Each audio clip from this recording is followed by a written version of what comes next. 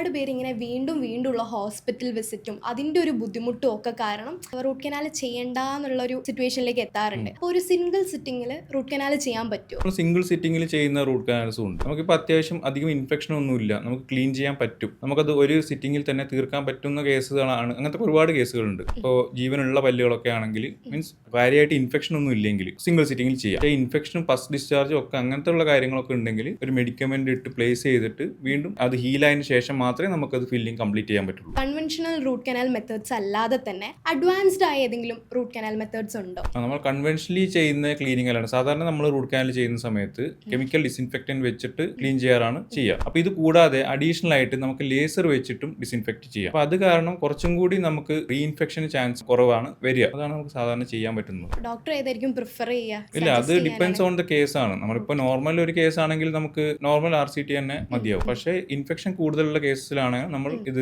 Laser prefer ചെയ്യുക.